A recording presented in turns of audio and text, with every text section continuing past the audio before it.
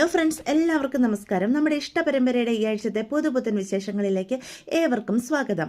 അപ്പം നമ്മുടെ ആലോകും അനുശ്രീയും സംസാരിച്ച് നിൽക്കുന്ന അതേ വഴിയിലൂടെയാണ് മീനാക്ഷി ജോലി കഴിഞ്ഞ് വരുന്നത്. അപ്പം മീനാക്ഷിയെ സുകന്യ പെട്ടെന്ന് കാണും. അയ്യോ, ഇവളിപ്പം ഞങ്ങളെ കണ്ടു കഴിഞ്ഞാൽ അത് വലിയ പ്രശ്നമാകുമല്ലോ എന്ന് പറഞ്ഞ് അനുശ്രീയുടെ അടുത്തേക്ക് ചെല്ലും. ദേ, നിങ്ങൾ സംസാരിച്ചതൊക്കെ മതി, എന്തു പറ്റി ചേച്ചി, ഞങ്ങൾ സംസാരിച്ച് കഴിഞ്ഞില്ലായിരുന്നു എന്ന് ആലോക് പറയും. ദേ, ആ മീനാക്ഷി വരുന്നുണ്ട്, അവരിപ്പം നിങ്ങളെ കണ്ടാലത്തെ അവസ്ഥ എന്താണെന്നറിയാലോ, നീ ഇവിടുന്ന് മാറി നിൽക്കാൻ നോക്ക്. ബാനു, നമുക്ക് ഇവിടുന്ന് പോകാം, അല്ലെങ്കിൽ വേണ്ട, നീ വീട്ടിലേക്ക് പെട്ടെന്ന് നടന്നു പോക്കോ, ഞാൻ മീനുവിനോട് എന്തെങ്കിലുമൊക്കെ പറഞ്ഞോളാം എന്ന് സുകന്യ പറയൂ കേട്ടോ. അപ്പോൾ അത് കേൾക്കുന്ന അനുശ്രീ, അയ്യോ ഏടത്തിയോ, ഞാനിപ്പോൾ എന്താ ചെയ്യുക, ദേ നീ ഇങ്ങനെ പേടിച്ച് നിൽക്കാതെ വേഗം പോകാൻ നോക്ക് വീട്ടിലേക്ക് എന്ന് സുകന്യ അപ്പോൾ അനുശ്രീയോട് പറയും. അത് കേൾക്കുന്ന അനുശ്രീ വേഗം തന്നെ മീനാക്ഷിയുടെ കണ്ണ് വെട്ടിച്ച് ദേവമംഗലത്തേക്ക് ഓടിപ്പോവാണ്. അപ്പം പെട്ടെന്ന് അനുവിനെ പോലെ ഒരാൾ ഓടിപ്പോകുന്നത് നമ്മുടെ മീനാക്ഷിയുടെ അത് അത് നമ്മുടെ അനു ആണല്ലോ, ഇവളെന്താ ഓടുന്നത്? അപ്പം അനു എന്നും പറഞ്ഞ് വിളിക്കൂ കേട്ടോ. അപ്പം കേൾക്കാത്ത പോലെ അനുശ്രീ ഓടിപ്പോവാ. ഇനി അവളല്ലേ, ഞാൻ വിളിച്ചിട്ടും കേൾക്കുന്നില്ലല്ലോ, ഇവക്കിത് എന്തു പറ്റി എന്നൊക്കെ ഇങ്ങനെ ആലോചിക്കുക. ഇതേ സമയം സുകന്യ അങ്ങോട്ട് വരിക. എന്നിട്ട് നമ്മുടെ മീനാക്ഷിയുടെ ശ്രദ്ധ തിരിക്കാനായിട്ട് ചോദിക്കും, ആരിത്, മീനാക്ഷിയോ? ജോലി കഴിഞ്ഞ് വരുന്ന വഴിയായിരിക്കും അല്ലേ? ആ അതെ ചേച്ചി, ഇതെവിടെ പോയിട്ട് വരുന്ന വഴിയാ? അത് പിന്നെ എനിക്ക് കടയിൽ വരെ പോകേണ്ട ഒരു കാര്യം ഉണ്ടായിരുന്നു, 2-3 സാധനങ്ങളൊക്കെ മേടിക്കാൻ, ഞാൻ അത് കഴിഞ്ഞ് വന്നിട്ട് ഇവിടെ നിന്നതാ എന്ന് പറയേ. അല്ല മീനാക്ഷി എന്താ ഈ ആലോചിക്കുന്നത്? ഒന്നുമില്ല ചേച്ചി, ഞാനിപ്പോൾ അനുശ്രീനെ ഇവിടെ വെച്ച് കണ്ടു, അപ്പോൾ അവളാണോ എന്നറിയാനായിട്ട് നോക്കിയത്. അനു ഒന്നുമല്ല, അനു എൻ്റെ കൂടെ ഇന്ന് കടയിൽ വന്നായിരുന്നല്ലോ, എന്നിട്ട് അവൾ വീട്ടിൽ തന്നെ ഉണ്ട് എന്ന് അപ്പോൾ സുഗിനി പറയൂ കേട്ടോ. എന്നാൽ ശരി എന്നും പറഞ്ഞ് മീനാക്ഷി വീട്ടിലേക്ക് കയറിപ്പോവാണേ. അപ്പം മീനാക്ഷിയുടെ മനസ്സിൽ സംശയം തോന്നുക, അനുശ്രീ തന്നെയാണല്ലോ, എന്നെ കണ്ടപ്പോഴാണല്ലോ അവൾ ഓടിപ്പോയത്, അതെന്താ അവൾ ഞാൻ വിളിച്ചിട്ട് നിൽക്കാതിരുന്നത്, എന്തോ കള്ളത്തരം ഉണ്ടല്ലോ എന്നൊക്കെ ആലോചിച്ച് നിൽക്കുവാണ്.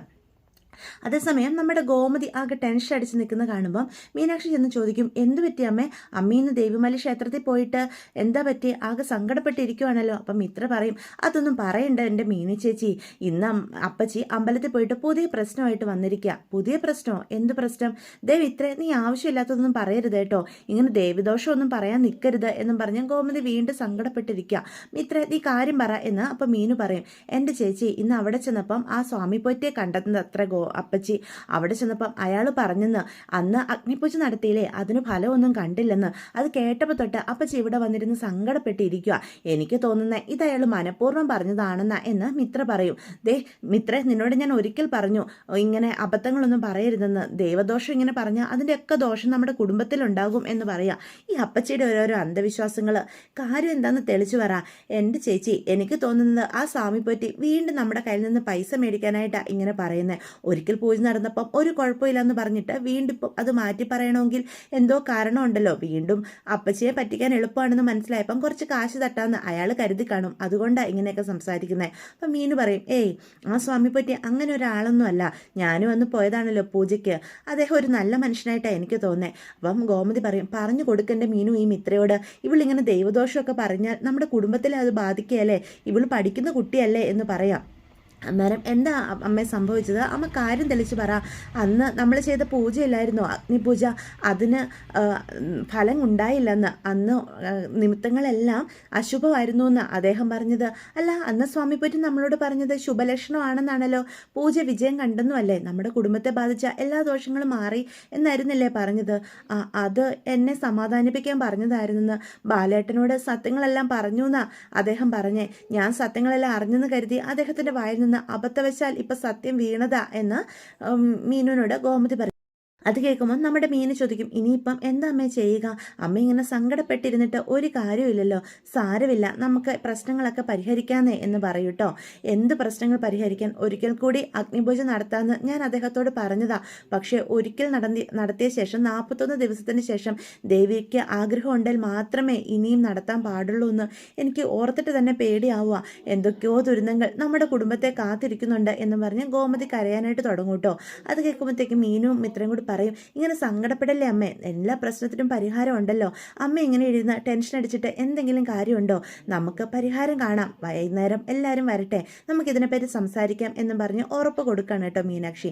അത് കേൾക്കുന്ന മിത്രം പറയും, നമുക്ക് അങ്കിളിനോടുകൂടി സംസാരിച്ചിട്ട് എന്താണെന്ന് വെച്ചാൽ തീരുമാനിക്കാം, അപ്പച്ചി ഇങ്ങനെ സങ്കടപ്പെടല്ലേ, ഞാൻ പിന്നെ എന്ത് ചെയ്യണമെന്നാണ് പിള്ളേരെ നിങ്ങൾ ഈ പറയുന്നത്, നമ്മുടെ കുടുംബത്തിൽ ആർക്കെങ്കിലും ഒരു പോറൽ പറ്റിയാൽ പോലും എന്നെക്കൂടെ അത് സഹിക്കാൻ പറ്റില്ല, എന്ത് ദുരന്തമാണെങ്കിലും എനിക്കുണ്ടായിക്കോട്ടെ, ഇവിടെയുള്ള ആർക്കും ഒരാപത്തും വരരുതേ എന്നാ ഞാൻ ദേവിയോട് പ്രാർത്ഥിക്കുന്നത് എന്നും പറഞ്ഞ് ഗോമതി കരയുവാണ് കേട്ടോ. അമ്മ എന്താ ഈ പറയുന്നത്? അമ്മയ്ക്ക് എന്തെങ്കിലും ആപത്ത് പറ്റിയിട്ട് ഞങ്ങളെല്ലാവരും സന്തോഷത്തോടെ ജീവിക്കുമെന്ന് അമ്മയ്ക്ക് തോന്നുന്നുണ്ടോ എന്ന് അപ്പം മീനു ചോദിക്കുവാണേ. അമ്മ സങ്കടപ്പെടാതിരിക്കുക, ഇങ്ങനെ കരഞ്ഞുകൊണ്ടിരുന്നിട്ട് ഒരു കാര്യമില്ല, നമുക്ക് പരിഹാരം കാണാം. ദേ ഇനിയിപ്പം നിങ്ങൾ ആകാശിൻ്റെ ആരിൻ്റെയൊക്കെ കാര്യം ഇടയ്ക്കിടയ്ക്ക് ശ്രദ്ധിക്കണം. അവർ വീട്ടിൽ വരുന്നിടം വരെ എനിക്കിന്ന് മീനു നീയും സൂക്ഷിച്ചൊക്കെ പോയിട്ട് വരണം കേട്ടോ എന്ന് പറയാം. എന്നിട്ട് മിത്രോട് പറയും, നീ കോളേജിലൊക്കെ സൂക്ഷിച്ചു പോയിട്ട് വരണം. എൻ്റെ അപ്പച്ചി ഒന്നുകൊണ്ടും പേടിക്കണ്ട, ഒരാപത്തും ആർക്കും വരാൻ പോകുന്നില്ലെന്നേ. അപ്പച്ചി സമാധാനമായിട്ടിരിക്കുക എന്ന് പറഞ്ഞ് ഗോമതിയെ സമാധാനിപ്പിക്കുന്നതൊക്കെ നമുക്ക് കാണാൻ കഴിയും കേട്ടോ. ഇതേസമയം മീനു റൂമിലേക്ക് കയറി ചെല്ലാം. റൂമിൽ ചെന്ന് കഴിഞ്ഞപ്പോഴും അനുശ്രീയുടെ കാര്യത്തിൽ നമ്മുടെ മീനുവിന് സംശയം ഉണ്ടാവുക. അനുവിന് എന്തോ ഒരു ചുറ്റിക്കളിയുണ്ട്. ഞാൻ അനുവിനെ തന്നെ കണ്ടത്. അവള് കറക്റ്റായിട്ട് എന്നെ കണ്ടപ്പോൾ മറിഞ്ഞു നിന്നതെന്ന് തന്നെയാ. എന്നിട്ട് ഇപ്പം സുഗിനി ചേച്ചി എന്താ പറഞ്ഞത്, അവളെ സപ്പോർട്ട് ചെയ്ത് സംസാരിക്കുന്നത് പോലെയുണ്ട്. ഇതിനർത്ഥം അനു എന്തോ തെറ്റ് ചെയ്യുന്നുണ്ട്. സുഗിനി ചേച്ചി അതിനെ അവളെ സപ്പോർട്ട് ചെയ്യുവാണെന്നാണോ അർത്ഥം? എന്തായാലും ഇതിങ്ങനെ വിട്ടാൽ പറ്റില്ല. ഇതിൻ്റെ സത്യാവസ്ഥ അറിയുക തന്നെ വേണം. അനുവിനോട് തന്നെ ചോദിക്കാമെന്നും പറഞ്ഞ് അനുശ്രീയുടെ റൂമിലേക്ക് ചെല്ലുകയാണ് കേട്ടോ. അപ്പം എന്താ ഇവിടേക്ക് വന്നത് എന്ന് അനു ചോദിക്കുവേ. അല്ല, നീ ഇന്ന് എന്നെ കണ്ടായിരുന്നോ എന്ന് ചോദിക്കും. ഇല്ല, ഞാൻ ഇടത്തെ കണ്ടില്ലല്ലോ. അതെന്താ അങ്ങനെ ചോദിച്ചത്? അല്ല, ഞാൻ ഓഫീസ് വിട്ട് വരുന്ന വഴി നിന്നെപ്പോൾ ഒരാൾ അതിലൂടെ ഓടിപ്പോകുന്ന കണ്ടല്ലോ. ഞാൻ കുറേ തവണ വിളിച്ചു. ഈ ഏടത്തേക്ക് ഇതെന്താ? ഞാൻ സുഗന്യ ചേച്ചിയുടെ കൂടെ പുറത്ത് പോയിരുന്നു. അത് ഞാൻ ചേച്ചിയോടൊപ്പം തന്നെ തിരിച്ചു വന്നല്ലോ. അല്ലാതെ ഞാൻ എവിടെയും പോയില്ല, ഞാൻ ഇവിടെ തന്നെ ഉണ്ടായിരുന്നു എന്ന് പറയാം.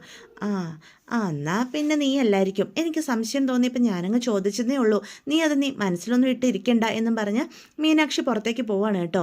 അപ്പം നമ്മുടെ അനുവാണെ ആശ്വാസത്തോടെ ഒന്ന് ദീർഘനിശ്വാസം വിടോ. രക്ഷപ്പെട്ടു. ഇനിയിപ്പം ഇങ്ങനെ എല്ലാവരെയും പേടിച്ച് ഈ ബന്ധം മുന്നോട്ട് പോകാൻ പറ്റില്ല. സുഗിനി ചേച്ചി എൻ്റെ കൂടെ ഉണ്ടല്ലോ, അതൊരു ധൈര്യം തന്നെയാണ്. എന്തായാലും ഇവരെല്ലാവരും ഇങ്ങനെ പേടിച്ച് എനിക്ക് എൻ്റെ ആലോകനെ നഷ്ടപ്പെടുത്താൻ പാടില്ല. ഇനി ഞാൻ ഇച്ചിരി സ്ട്രോങ് ആയിട്ട് തന്നെ നിൽക്കണം. ആലോകില്ലാത്തൊരു ജീവിതത്തെ പറ്റി എനിക്ക് ചിന്തിക്കാനേ കഴിയില്ല. ഈ വീട്ടിലുള്ള എല്ലാവരുടെ സമ്മതത്തോടു കൂടി എനിക്ക് ആലോകനെ ലഭിക്കാനും പോകുന്നില്ല എന്നൊക്കെ അനു പറയാം. സുഗിനി ചേച്ചി എൻ്റെ കൂടെ ഉണ്ടല്ലോ, ചേച്ചി എന്നെ സഹായിക്കും. അത് മാത്രം പോരാ, അച്ഛൻ്റെ കാര്യത്തിൽ അമ്മ കാണിച്ച ധൈര്യവും ആകാശേട്ടൻ്റെ കാര്യത്തിൽ മീൻ ചേച്ചി കാണിച്ച ധൈര്യമൊക്കെ ഇനി ഞാനും കാണിക്കണം. എങ്കിൽ മാത്രമേ എൻ്റെ ആലോകിനെ എനിക്ക് ലഭിക്കത്തുള്ളൂ എന്നൊക്കെ അനുശ്രീ ഇങ്ങനെ മനസ്സിൽ ചിന്തിച്ചു കൂട്ടുവാട്ടോ. മീനു ചേച്ചിയുടെ മനസ്സിൽ എന്തോ ഒരു കരട് വീണിട്ടുണ്ട്. അത് എത്രയും പെട്ടെന്ന് എടുത്ത് കളയുകയും വേണം എന്നൊക്കെ പറയാം. അപ്പോൾ സുഗിനിയുടെ അടുത്തേക്കാണ് നമ്മുടെ അനുശ്രീ ചെല്ലുന്നത്. എന്നിട്ട് പറയും, മീനു ചേച്ചിക്ക് എന്തോ ഒരു സംശയം തോന്നുന്ന സുഗിനി ചേച്ചി തോന്നുന്നേ എന്നോട് വന്ന് ചോദിച്ചു. നീ എന്താ പറഞ്ഞു? അത് ഞാനായിരുന്നില്ല, ഞാൻ സുഗിനേച്ചിയുടെ കൂടെ പുറത്തു പോയിട്ട് വീട്ടിലേക്ക് അതേപടി വന്നെന്ന് അങ്ങ് ഉറച്ചു നിന്ന് പറഞ്ഞു എന്ന് പറയാം. മീനു അത് വിശ്വസിച്ചോ? വിശ്വസിച്ച മട്ട പിന്നെ അതിനെപ്പറ്റി ഒന്നും ചോദിച്ചില്ല എന്ന് നമ്മുടെ അനു പറയൂട്ടോ. ഇതുപോലെ നീ ധൈര്യമായിട്ട് തന്നെ മുന്നോട്ട് പോകണം. എങ്കിലേ നിനക്കും ആലോകനും ഒരുമിച്ച് സന്തോഷമുള്ളൊരു ജീവിതം കിട്ടത്തുള്ളൂ. സ്നേഹിക്കുന്ന പുരുഷന് വേണ്ടി കുറച്ചൊക്കെ ത്യാഗം ചെയ്യാനായിട്ട് നീ ശ്രമിക്കണം എന്നൊക്കെ അനുശ്രീ സുഗിനെ പറഞ്ഞു കൊടുക്കുകയാണ് കേട്ടോ. അത് കേൾക്കുന്ന അനു പറയും, ആർക്ക് വേണ്ടിയും എനിക്ക് എൻ്റെ ആലോകനെ നഷ്ടപ്പെടുത്താൻ പറ്റില്ല സുഗിനി ചേച്ചി. ചേച്ചി എൻ്റെ കൂടെ നിൽക്കുന്നതാ എൻ്റെ ധൈര്യം. ഏടത്തിമാരാരെങ്കിലും അറിഞ്ഞാലും എന്നെ എതിർക്കുകയുള്ളൂ. ആരും എൻ്റെ കൂടെ നിൽക്കാനും പോകുന്നില്ല. അവരൊക്കെ സ്നേഹിച്ച് കല്യാണം കഴിച്ചതാന്ന് പറഞ്ഞിട്ട് ഒരു കാര്യമില്ല. എൻ്റെ കാര്യം വരുമ്പം ഏട്ടന്മാരും അവർ ഒരേപോലെ എതിർക്കത്തേ ഉള്ളൂ എന്ന് പറയാം. അതങ്ങനെയാണല്ലോ. ആങ്ങളമാർക്കൊരു നിയമം, വീട്ടിൽ പെൺകുട്ടികൾ ഉണ്ടെങ്കിൽ അവർക്ക് വേറൊരു നിയമം, അതെല്ലാ വീട്ടിലും ഉള്ളതാ. നീ അതൊന്നും കാര്യമാക്കണ്ട. നിൻ്റെ എന്ത് തീരുമാനത്തിനും ഒപ്പം ഈ സുഗിനി ചേച്ചി ഉണ്ടാവും. നിന്നെ ഒറ്റയ്ക്കാക്കാതെ ഞാൻ നോക്കിക്കോളാം എന്ന് സുഗിനി വാക്ക് കൊടുക്കുകയാണ് കേട്ടോ. എന്തായാലും അനു എല്ലാവരെയും എതിർക്കാനുള്ള ഒരു മനസ്സാക്കി എടുത്തിരിക്കുകയാണ്. തനിക്ക് ആലോകനെ നഷ്ടപ്പെടുത്താനായിട്ട് സാധിക്കില്ല. അതിനുവേണ്ടി ആരെ വേദനിപ്പിക്കാനും തയ്യാറായിട്ടുള്ളൊരു മാനസിക അവസ്ഥയിലേക്ക് അനുശ്രീയെ സുഗിനിയെ മാറ്റിയെടുത്തിട്ടുണ്ട് കേട്ടോ. ഇതേസമയം ബാലൻ കടയിൽ നിന്ന് വരുമ്പം തന്നെ ഗോമതി ബാലൻ്റെ അടുത്തേക്ക് ചെല്ലുക. ബാലേട്ട, എനിക്കൊരു കാര്യം പറയാനുണ്ടായിരുന്നു. എന്താ? നീ ഇന്ന് ദേവിമല ക്ഷേത്രത്തിൽ പോയി അല്ലേ? എന്തായി? അവിടുത്തെ പൂജാരിയെ കണ്ടോ? മനസ്സ് നിറഞ്ഞ് പ്രാർത്ഥിച്ചോ എന്നൊക്കെ അപ്പോൾ ബാലൻ ചോദിക്കും.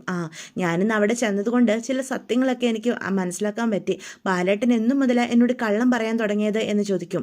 അപ്പം ബാലന് മനസ്സിലാവും കേട്ടോ, ഗോമതി പൂജയുടെ കാര്യങ്ങളൊക്കെ അറിഞ്ഞെന്ന്. നീ എന്താ ഗോമതി പറയുന്നേ? സ്വാമി പോറ്റി ബാലേട്ടനോട് പറഞ്ഞതായിരുന്നില്ലേ പൂജയ്ക്ക് ശുഭലക്ഷണമായിരുന്നില്ല എന്ന്, നമ്മൾ ചെയ്ത പൂജ ഫലം കണ്ടില്ലായിരുന്നെന്ന്. എന്നിട്ട് എന്നോട് എന്താ അത് പറയാതിരുന്നത്? അത് പിന്നെ നീ ടെൻഷൻ ആവേണ്ടെന്ന് ഞാൻ കരുതി. അല്ലെങ്കിൽ തന്നെ നമ്മുടെ കുടുംബത്തെ ബാധിച്ചിരിക്കുന്ന ദോഷത്തെ പറ്റി ഓർത്ത് നിനക്ക് ഒരു സമാധാനവും ഇല്ലായിരുന്നു. ഇങ്ങനൊരവസ്ഥയിൽ ഈ കാര്യം കൂടി നിന്നെ അറിയിച്ച് കൂടുതൽ ടെൻഷൻ ആക്കണ്ടെന്ന് കരുതിയിട്ടാ ഗോമതി ഞാൻ പറയാതിരുന്നത്. ഇങ്ങനത്തെ കാര്യങ്ങളൊക്കെ എന്നിൽ നിന്ന് മറച്ചു വെച്ച് കഴിഞ്ഞാൽ അത് കൂടുതൽ ദോഷമല്ലേ ബാലേട്ട ഉണ്ടാക്കുള്ളൂ. ഇപ്പം ഞാൻ ഇന്ന് ഇവിടെ ചെന്നതുകൊണ്ട് സത്യങ്ങളൊക്കെ അറിഞ്ഞു. ഇല്ലെങ്കിൽ ഈ വീട്ടിൽ ബാധിച്ചിരുന്ന എല്ലാ ദോഷങ്ങളും മാറി എന്നുള്ള സമാധാനത്തിൽ ഞാനിവിടെ ഒന്നും ചെയ്യാതെ ഇരുന്നേനെ. ഇതിപ്പം കാര്യങ്ങൾ അറിഞ്ഞതുകൊണ്ടല്ലേ ഇതിന് വിധി എന്തെങ്കിലും ഉണ്ടെങ്കിൽ അത് ചെയ്യാനായിട്ട് ഞാൻ നോക്കുന്നേ എന്ന് ചോദിക്കാം. അപ്പം നമ്മുടെ കുടുംബത്തെ ബാധിച്ചിരിക്കുന്ന ആ വലിയൊരു ദോഷം ഇപ്പോഴും നമ്മുടെ തലയ്ക്കും ഇത് നിൽക്കുക അല്ലേ ബാലേട്ട എന്ന് ചോദിക്കുക. ഏയ് അങ്ങനെയൊന്നുമില്ല, നമ്മൾ ആർക്കും ഒരു ദ്രോഹം ചെയ്തിട്ടില്ലല്ലോ ഗോമതി, അതുകൊണ്ട് തന്നെ നമ്മുടെ കുടുംബത്തിൽ ഒരു ദോഷം ഉണ്ടാവില്ല, നീ സമാധാനമായിട്ടിരിക്കുക, ദൈവം നമ്മളെ അങ്ങനെ കൈവിടില്ല, എനിക്ക് ഒരു സമാധാനവും ഇല്ല. സ്വാമി പോറ്റി പറഞ്ഞത് 41 ദിവസങ്ങൾക്ക് ശേഷം മാത്രമേ ഇനി ഒരിക്കൽ കൂടി അഗ്നിപൂജ ചെയ്യാനായിട്ട് സാധിക്കുകയുള്ളെന്നാ. അതും ദേവിയുടെ അനുഗ്രഹം ഉണ്ടെങ്കിൽ മാത്രം. എനിക്ക് എന്ത് ചെയ്യണമെന്ന് ഒരെത്തും പിടിയും കിട്ടുന്നില്ല ബാലേട്ട, എനിക്ക് ഓരോ നിമിഷവും ആകെ ടെൻഷനാണ്. നമ്മുടെ കുടുംബത്തിൽ ആർക്കെങ്കിലും എന്തെങ്കിലും സംഭവിച്ചാൽ പിന്നെ നമ്മൾ എന്ത് ചെയ്യും എന്ന് പറഞ്ഞ് ഗോമതി കരയുക. ദേ നിന്റെ ഈ സങ്കടം കാണാൻ കഴിയാത്തത് കൊണ്ടാണ് ഞാൻ ഈ സത്യം നിന്നിൽ നിന്ന് ഒളിച്ചു വെച്ചത്, എന്നിട്ടിപ്പം നീ വീണ്ടും കരയുവാണോ ഗോമതി? ഒരു പ്രശ്നമില്ല, നമ്മളിവിടെ വരെ ജീവിച്ചെത്തിയത് രണ്ടുപേരുടെ സ്നേഹം കൊണ്ടല്ലേ, ഇനിയും നമ്മൾ പരസ്പരം താങ്ങായി മുന്നോട്ടങ്ങ് പോകും. നമ്മുടെ കുടുംബത്തിൽ ഒരു പ്രശ്നം ഉണ്ടാവാതെ ഞാൻ നോക്കിക്കോളാം, നീ സമാധാനമായിട്ടിരിക്കുക. ഇനി നമുക്ക് 41 ദിവസം കഴിയുമ്പം ഒരിക്കൽ കൂടി നിന്റെ സമാധാനത്തിന് വേണ്ടി അഗ്നിപൂജ ചെയ്യണമെങ്കിൽ ചെയ്യാം, എന്ത് വ്രതം ചെയ്യാനും എനിക്ക് സമ്മതമാണ്, നിന്റെ കണ്ണീരാ എനിക്ക് കാണാനായിട്ട് സാധിക്കാത്തതെന്ന് പറഞ്ഞ് ബാലൻ ഗോമതിയെ സമാധാനിപ്പിക്കുകയാണ് കേട്ടോ. അപ്പം മിത്രയും ആര്യനോട് ഈ കാര്യങ്ങളൊക്കെ പറയാണ്. പൂജ ഫലം കണ്ടില്ല എന്നും ഒരിക്കൽ കൂടി പൂജ ചെയ്യണമെന്നുള്ള വാശിയിലാണ് അപ്പച്ചി എന്നുള്ള കാര്യങ്ങളൊക്കെ. അപ്പം ആര്യം പറയും, ആ പൂജയിൽ ഇത്രയും പ്രശ്നങ്ങൾ ഉണ്ടാക്കിയത് ആ ആലോക, അവൻ വന്ന് അങ്ങനെയെല്ലാം ചെയ്തു കൂട്ടിയത് കൊണ്ടല്ലേ അമ്മയുടെ കാലിൽ ആണി തറച്ച് കയറിയതും രക്തം കണ്ടതും പൂജയ്ക്ക് വിഘ്നങ്ങൾ സംഭവിച്ചതും ഒക്കെ എല്ലാ ആ കൃഷ്ണമംഗലത്തുകാരാ, അവരൊരിക്കലും സമാധാനത്തോടെ ജീവിക്കാൻ സമ്മതിക്കില്ല എന്ന് ആര്യൻ അപ്പം മിത്രയോട് പറയാം. അപ്പം മിത്രയ്ക്ക് സങ്കടം വരും. എൻ്റെ അച്ഛനും ചെറിയച്ഛനും എല്ലാവർക്കും ഈ കുടുംബത്തോടെ ഇപ്പോഴും ദേഷ്യമാണ്, ഇതൊക്കെ മാറി എല്ലാവരും സമാധാനത്തോടെ ജീവിക്കുന്ന ഒരു നിമിഷം വരുമോ ആര്യനെ എന്ന് ചോദിക്കുകയാണ് കേട്ടോ. അത് കേൾക്കുന്ന ആര്യം പറയും, ഈ കുടുംബത്തിൽ ആർക്കും അവരോട് ഒരു ദേഷ്യവും വൈരാഗ്യവും ഒന്നുമില്ല, ഇപ്പം തന്നെ നിനക്ക് ഒരു പ്രശ്നം ഉണ്ടായപ്പം എല്ലാവരും കൂടെ നിൽക്കുകയല്ലേ ചെയ്തത്, പക്ഷേ അവിടെ ഉള്ളവർക്കല്ലേ ഇവിടെ ഉള്ളവർക്ക് ഇത്രയും ദേഷ്യവും വൈരാഗ്യവും ഒക്കെ എന്ന് ചോദിക്കുകയാണ് കേട്ടോ. എല്ലാം മാറുമായിരിക്കും, എല്ലാം മാറുന്ന ഒരു ദിവസം വരും. എൻ്റെ അച്ഛൻ അത്ര പ്രശ്നക്കാരൊന്നും അല്ല, ചെറിയച്ഛനാ ഓരോന്നിലൊക്കെ കൊണ്ട് അച്ഛനെയും കൂടി ചാടിക്കുന്നത് എന്നപ്പം മിത്ര പറയൂ കേട്ടോ. അത് കേൾക്കുന്ന ആരും പറയും, അത് ശരിയാ, അമ്മയെ ഇങ്ങനെ സങ്കടപ്പെട്ട് കാണുന്നതാ എനിക്ക് സങ്കടം, അമ്മയുടെ സമാധാനമൊക്കെ വീണ്ടും പോയി കാണും, അമ്മ ആ പൂജ കഴിഞ്ഞതോടുകൂടി ഒന്ന് മയപ്പെട്ടതായിരുന്നു എന്ന് പറയാം. അത് നേരെ അപ്പച്ചിയാണെങ്കിൽ ഇന്ന് ക്ഷേത്രത്തിൽ നിന്ന് വന്നപ്പോൾ മുതൽ ആകെ സങ്കടപ്പെട്ടിരിക്കുമായിരുന്നു എന്ന് പറയാണ് കേട്ടോ. ഇതേ സമയം നമ്മുടെ കൃഷ്ണമംഗലത്ത് രാജശ്രീ ആലോകനോട് വന്ന് ചോദിക്കും, നീ ഇന്ന് അനുവിനെ കാണാൻ പോയിട്ട് എന്തായി, അവളുടെ മനസ്സ് മാറിയോ എന്ന് ചോദിക്കുക. അവളുടെ മനസ്സ് ഇവിടെ അവിടെയായിട്ട് ചാഞ്ചാടി നിൽക്കുമായിരുന്നു, ഇപ്പം എന്നെ വേണമെന്നൊരു തീരുമാനത്തിന് അവൾ എത്തിയിട്ടുണ്ട്, അവൾക്ക് എന്നോട് അഗാധമായ പ്രണയമാണമ്മേ, ആ പ്രണയമാണല്ലോ നമ്മൾ ചൂഷണം ചെയ്യുന്നത്. അപ്പം നിനക്ക് അവളോട് സ്നേഹമില്ലെന്നാണോ പറയുന്നത്? എനിക്ക് അവളോട് സ്നേഹം അതെനിക്കറിയില്ല, അവൾ ഈ കുടുംബത്തിൽ വേണം, ആ ദേവമംഗലത്തുകാരോട് പ്രതികാരം വീട്ടാനുള്ള ഒരു വസ്തു, അങ്ങനെ മാത്രമേ ഞാൻ ഈ നിമിഷം വരെ അവളെ കണ്ടിട്ടുള്ളൂ, അതിനപ്പുറത്തേക്ക് എനിക്ക് അവളോട് സ്നേഹവും മണ്ണാങ്കട്ടയൊന്നും ഇല്ല എന്ന് ആലോക പെട്ടെന്ന് രാജശ്രീയോട് പറയൂ കേട്ടോ. പക്ഷെ അത് കള്ളവാണെന്ന് ആലോകിൻ്റെ മുഖത്ത് എഴുതി വെച്ചിട്ടുണ്ട്. സുകന്യ നമ്മുടെ കൂടെ തന്നെ ഉണ്ടല്ലോ, അവൾ അവളുടെ മനസ്സ് മാറ്റാതെ നോക്കിക്കോളും എന്ന് രാജശ്രീ പറയും. സുകന്യ ചേച്ചി ഉള്ളതാ ഒരു ധൈര്യം, ഇന്ന് തന്നെ സുകന്യ ചേച്ചി എന്തൊക്കെ പറഞ്ഞ അവളുടെ മനസ്സ് മാറ്റിയെടുത്തതെന്നറിയാവോ? ചേച്ചിയെ ആ കുടുംബത്തിലേക്ക് അയച്ചത് എന്തായാലും അച്ഛൻ്റെ നല്ലൊരു തീരുമാനം തന്നെയായിരുന്നു, നല്ല കഴിവുള്ള സ്ത്രീയാണ് അവർ, ആ കുടുംബം കുളം തോണ്ടാൻ അവരെ പോലെ ഒരു ഒറ്റ ആൾ മതി എന്ന് പറയണേ കേട്ടോ. അപ്പോൾ രാജശ്രീ പറയും, അവൾക്ക് ഇച്ചിരി കഴിവ് കൂടുതലാ, അതുകൊണ്ടാണ് ഇപ്പം ഞാനും അച്ഛനും ഇങ്ങനെ കിടന്ന് വെള്ളം കുടിക്കുന്നത് എന്നൊക്കെ രാജശ്രീ മനസ്സിൽ പറയുവാണ് കേട്ടോ. എത്രയും പെട്ടെന്ന് ദേവമംഗലം ഉപേക്ഷിച്ച് അവൾ ഈ കൃഷ്ണമംഗലത്ത് വരണം, എങ്കിൽ മാത്രമേ ആ ബാലനെയും ഗോമതിയും എല്ലാവരെയും നമുക്ക് തകർക്കാനായിട്ട് സാധിക്കൂ, അതിനുള്ള മനസ്സ് അവൾ കൊണ്ടാക്കി എടുക്കണം നിങ്ങളെല്ലാവരും കൂടി എന്ന് രാജശ്രീ ആലോകനോട് പറയും. അത് ഉറപ്പല്ലേ അമ്മേ? ഉറപ്പായിട്ടും അവൾ ഇറങ്ങി വരും, അതിനുള്ള ഒരു തെളിവൊക്കെ ഇന്ന് എനിക്ക് കിട്ടിയിട്ടുണ്ട്, അവൾക്ക് ഈ ലോകത്തിപ്പം ആരെക്കാളും വലുത് എന്നെ തന്നെയാണ്, അതെനിക്ക് മനസ്സിലായ കാര്യമാണ് എന്ന് പറയാം. ഇനിയും ദേവമംഗലത്തുള്ളവർ നമ്മളെ ജയിച്ച് ഒരിക്കലും ജീവിക്കില്ലമ്മേ, അവരുടെ എല്ലാവരുടെയും കണ്ണിലെ കൃഷ്ണമണിയാണല്ലോ അനുശ്രീ, അവൾ ഈ കൃഷ്ണമംഗലത്ത് ഈ ആലോകിൻ്റെ, അതായത് ദേവമംഗലത്തെ അവളുടെ ചേട്ടന്മാർ ഏറ്റവും വെറുക്കുന്ന ഈ ആലോകിൻ്റെ ഭാര്യയായി ജീവിക്കുന്നത് അവരെ എത്രമാത്രം തകർക്കും. വെല്ലിച്ചനും അച്ഛനും ഒക്കെ ഗോമതി അപ്പച്ചി ഇറങ്ങിപ്പോയപ്പം കരഞ്ഞില്ലേ, അതുപോലെ അവരെല്ലാവരും കരയുന്നത് ഞാൻ നിങ്ങൾക്ക് കാണിച്ചു തരാം എന്ന് പറയാണ്. അങ്ങനെ എപ്പോഴും ആ ദേവമംഗലത്തുള്ളവർ ജയിച്ച് നിൽക്കണ്ട, അതിനുവേണ്ടി തന്നെയാണ് അനുശ്രീയെ ഞാൻ എൻ്റെ വലയിൽ വീഴ്ത്തിയെടുത്തത്, അവളിവിടെ ജീവിക്കട്ടെ, അതാ അവർക്ക് കൊടുക്കാൻ പറ്റുന്ന ഏറ്റവും വലിയ ശിക്ഷ എന്ന് പറയാണ് കേട്ടോ. അത് കേൾക്കുമ്പോൾ രാജശ്രീക്കും അങ്ങ് സന്തോഷം വരികയാണ്. അനുശ്രീ കൃഷ്ണമംഗലത്ത് ആലോകിൻ്റെ ഭാര്യയായി ജീവിക്കുന്നത് നിവൃത്തികേടോടുകൂടി നോക്കി നിൽക്കേണ്ടി വരുന്ന ബാലനെയും ഗോമതിയെയും മക്കളെയൊക്കെ രാജശ്രീ മനസ്സിൽ കാണുവാണേ. ഇതൊക്കെ നമുക്ക് വരും എപ്പിസോഡുകളിൽ കാണാനായിട്ട് സാധിക്കും കേട്ടോ. സമയം നമ്മുടെ ഉദയഭാനും ശ്രീകലയും കൂടി ദേവിയെ വിളിക്കാനായിട്ട് തുടങ്ങുകയാണ് കേട്ടോ. വേറൊന്നിനുമല്ല, 10 ലക്ഷം രൂപ ദേവിയുടെ കയ്യിൽ കിട്ടിയോ ഇല്ലയോ എന്ന് അറിയാനായിട്ടാണ്. അപ്പോൾ ദേവിനെ വിളിക്കും. എന്താ അച്ഛാ ഈ സമയത്തൊരു വിളി എന്ന് ചോദിക്കുമോ. അല്ല, ബാലൻ നിന്റെ കയ്യിൽ കാശ് വല്ലതും തന്നോ മോളെ? ബാലച്ചൻ എൻ്റെ കയ്യിൽ കാശ് തരാനോ? ദേ അച്ഛാ, എന്തോ ഉടായിപ്പുണ്ടല്ലോ, കാര്യം എന്താന്ന് തുറന്നു പറ, എങ്കിൽ മാത്രമേ ഞാനും സത്യങ്ങൾ പറയൂ. എടി അതൊന്നുമല്ല, ബാലൻ നിന്റെ കയ്യിൽ കുറച്ച് കാശ് ഏൽപ്പിക്കുമെന്ന് ഇങ്ങനെ പറഞ്ഞായിരുന്നേ, അത് കിട്ടിയോ ഇല്ലയോ എന്ന് അറിയാനാ. അതേ മോളെ, ഏകദേശം ഒരു 10 ലക്ഷം രൂപ അടുത്ത് കാണും. അത് ബാലൻ നിന്റെ കയ്യിൽ തരുവാണേ, നീ അത് പോറിൽ പോലും ഏൽപ്പിക്കാതെ ഈ അച്ഛൻ്റെ അമ്മയുടെയും കയ്യിൽ തിരിച്ചേൽപ്പിച്ചോണം കേട്ടോ എന്ന് പറയുകയാണേ. അത് കേൾക്കുമ്പോൾ ദേവി ഞെട്ടിത്തെറിച്ച് നിൽക്കുക. 10 ലക്ഷം രൂപ ബാലച്ചൻ അച്ഛന് തരാൻ എൻ്റെ കയ്യിൽ തരികയോ?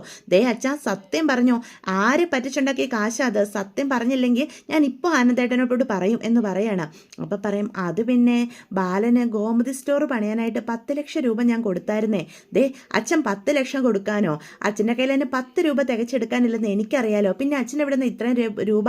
ദേ അച്ഛൻ എവിടെന്നെങ്കിലും മോഷ്ടിച്ചതാണോ? സത്യം പറഞ്ഞു. ഇനിയിപ്പോൾ പോലീസ് സ്റ്റേഷനും കൂടി കയറി ഇറങ്ങാൻ എനിക്ക് വയ്യ. അല്ലെങ്കിൽ തന്നെ എൻ്റെ ഇവിടുത്തെ അവസ്ഥ എങ്ങനെയാണെന്ന് അച്ഛൻ അറിയാലോ എന്ന് ചോദിക്കുക. എടി, ഞാൻ കട്ടത് മോഷ്ടിച്ചതൊന്നും അല്ല, ഇതേ എനിക്കൊരാൾ തന്ന കാശാ.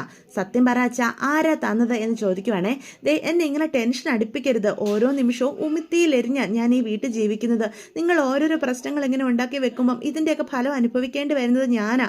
ഇപ്പം എൻ്റെ കുഞ്ഞും എന്ന് ദേവി പറയാം. അപ്പം ദേവിയുടെ കരച്ചിലൊക്കെ കാണുമ്പോഴത്തേക്കും സുകന്യ തന്ന കാശാണെന്ന് പറയാം. എന്തൊക്കെയാ അച്ഛാ നിങ്ങൾ ഈ ചെയ്ത് കൂട്ടുന്നത്? സുകന്യ ചേച്ചീനെ കയ്യിൽ നിന്ന് 10 ലക്ഷം രൂപ നിങ്ങൾ മേടിച്ചെടുക്കുമോ? സുകന്യ ചേച്ചിയോട് എന്ത് പറഞ്ഞാൽ അത് വാങ്ങിച്ചെടുത്തതെന്ന് ചോദിക്കാൻ. അപ്പോഴത്തേക്കും പെട്ടെന്ന് ശ്രീകല ഉദയഭാനുവിൻ്റെ കയ്യിൽ നിന്ന് ഫോൺ മേടിക്കും. എടി, അത് പിന്നെ സുകന്യ ഇവിടെ വന്നായിരുന്നേ, അവൾക്ക് ബിസിനസ് തുടങ്ങണം എന്ന് അച്ഛനോട് സഹായം ചോദിച്ചു. അപ്പം ബാലന് 10 ലക്ഷം രൂപ കൊടുത്തില്ലെങ്കിൽ നമ്മുടെ എല്ലാ കള്ളത്തരങ്ങളും ബാലൻ അറിഞ്ഞാൽ നിന്റെ നിലനിൽപ്പ് എന്താകുമെന്ന് ഓർത്ത് സുകന്യയുടെ കയ്യിൽ നിന്ന് ബിസിനസ്സിൻ്റെ പേര് ഞങ്ങൾ 10 ലക്ഷം രൂപ മേടിച്ചു. ആ കാശെടുത്താണ് നിന്റെ ബാലച്ചൻ്റെ കൈ കൊടുത്തത്. ഇപ്പം കട തുടങ്ങുന്നതിൽ എന്തോ പ്രശ്നമുണ്ടെന്ന്, അതുകൊണ്ട് ആ കാശ് നിന്നെ ഏൽപ്പിച്ചേക്കാന്ന് ഉദയേട്ടനോട് ബാലച്ചൻ പറഞ്ഞു നിന്റെ. അതുകൊണ്ട് ആ പൈസ കിട്ടുമെന്ന്. ദേ അത് കിട്ടിക്കഴിഞ്ഞാൽ നീ അത് കറക്റ്റായിട്ട് ഞങ്ങൾക്ക് തന്നെ തരണേ. ഇവിടുത്തെ അവസ്ഥ നിനക്ക് അറിയാലോ, ഇവിടെ മുഴുവനും കടവും കടത്തിൻ്റെ കൂടുവാ എന്ന് പറയുക. ഇത് എന്തൊക്കെയാ അച്ഛാ നിങ്ങൾ ചെയ്തു വെക്കുന്നേ? എനിക്ക് ഓർത്തിട്ട് തന്നെ പേടിയാവുന്നു. ആ സുകന്യ ചേച്ചി ഇവിടെയുള്ള മറ്റുള്ളവരെ പോലെ അല്ലെന്ന് നിങ്ങൾക്കറിയാലോ. അറിയാം, അവർക്ക് നല്ല ആർത്തിയുണ്ട്, അത് നമ്മൾ ഉപയോഗപ്പെടുത്തി ദേ ഇനി ബിസിനസ് എന്ന് പറഞ്ഞുകൊണ്ട് അവർ വീണ്ടും നിങ്ങളുടെ അടുത്തേക്ക് വരുമ്പോൾ നിങ്ങൾ എന്ത് കള്ളവോ പറയാൻ പോകുന്നേ? സുകന്യ ചേച്ചി സത്യങ്ങളൊക്കെ അറിഞ്ഞാൽ എൻ്റെ അവസ്ഥ എന്താകുമെന്ന് നിങ്ങൾ ചിന്തിച്ചോ? എത്രയും പെട്ടെന്ന് സുകന്യ ചേച്ചിയോട് മേടിച്ച 10 ലക്ഷം രൂപ തിരിച്ചു കൊടുത്തോണം, ഇല്ലെങ്കിൽ ഇത് ഞാൻ ആനന്ദേട്ടനെ കൂടി പറയും എന്ന് പറയാം. 10 ലക്ഷം രൂപ കൈ കിട്ടിയത് തിരിച്ചു കൊടുക്കാനൊന്നും പറ്റത്തില്ല എന്ന് അപ്പോൾ ശ്രീകല പറയും. നിനക്ക് ഇവിടുത്തെ അവസ്ഥ അറിയാലോ, നിന്റെ അച്ഛനും അമ്മയും ഇവിടെ കിടന്ന് കഷ്ടപ്പെടുക, നീ അവിടെ ദേവമംഗലത്ത് സുഖിച്ച് ജീവിക്കുക. അപ്പം ഞങ്ങളുടെ അവസ്ഥ നിനക്ക് ഓർത്ത് സഹതാപം തോന്നുന്നില്ല? ഇത് ദൈവമായിട്ടൊരു വഴി കൊണ്ട് തന്നപ്പം അത് തിരിച്ചു കൊടുക്കാനൊന്നും പറ്റില്ല. അല്ലെങ്കിൽ തന്നെ ഇനി എന്ത് പറഞ്ഞ് തിരിച്ചു കൊടുക്കാൻ പറ്റും? ബിസിനസ് തുടങ്ങാൻ അവൾ തന്ന കാശ, അത് തുടങ്ങാൻ പറ്റില്ലെന്ന് പറഞ്ഞാൽ നമ്മൾ ബാക്കി കാര്യങ്ങളും കൂടി സുകന്യോട് പറയേണ്ടി വരില്ലേ? ഇതെന്തൊക്കെയാണ് നിങ്ങൾ ചെയ്ത് കൂട്ടുന്നേ? എനിക്ക് ഓർത്തിട്ട് പേടിയാവുന്നു. സുകന്യ ചേച്ചി സത്യങ്ങളൊക്കെ അറിഞ്ഞു കഴിഞ്ഞാലോ? എടി, ഒരിക്കലും സത്യങ്ങൾ അറിയാൻ പോകുന്നില്ല എൻ്റെ ദേവിമോളെ. നിന്റെ അച്ഛനെ കള്ളങ്ങൾ പറഞ്ഞ് പിടിച്ചു നിന്നോളും. നീ അതൊന്നും ഓർത്ത് ടെൻഷൻ ആവണ്ടാതെ. നീ ആ സുകന്യെ വെറുപ്പിക്കാനൊന്നും നിൽക്കരുത്. അവൾ നിന്റെ അടുത്തോട്ട് വരുമ്പം സ്നേഹത്തോടൊക്കെ പെരുമാറണം. അവിടെയുള്ള ബാക്കിയുള്ള പെണ്ണുങ്ങൾ അവളോട് കാണിക്കുന്ന പോലെ നീയും കാണിക്കാൻ നിൽക്കരുത് എന്ന് ശ്രീകല പറഞ്ഞു മനസ്സിലാക്കാനായിട്ട് ശ്രമിക്കുകയാണ് കേട്ടോ. അപ്പോൾ ഇതൊക്കെ നമുക്ക് വരും എപ്പിസോഡുകളിൽ കാണാനായിട്ട് സാധിക്കും. ഇതൊക്കെയാണ് വിശേഷങ്ങൾ. വീഡിയോ ഇഷ്ടപ്പെട്ടുവെങ്കിൽ ചാനൽ സബ്സ്ക്രൈബ് ചെയ്യാൻ മറക്കരുത്. ലൈക്ക്